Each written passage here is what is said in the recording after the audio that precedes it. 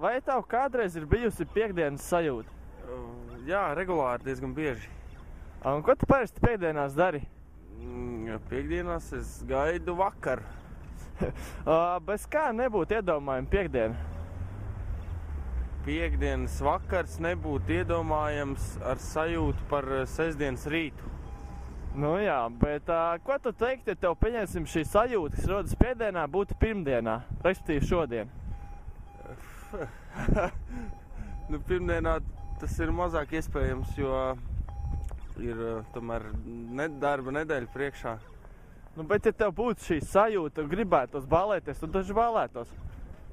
Nu, ja tā sajūta neuzrastos regulāri, ja viņi būtu par retam, tad droši vien, jā, iespējams, nebūtu problēma arī ballēties vai pirmdienā, otrdienā vai trešdienā. Nu jā, ko tu dari 21. martā? Nav plānu. Nav plānu, un es tevi uzaicinu uz Madhouse.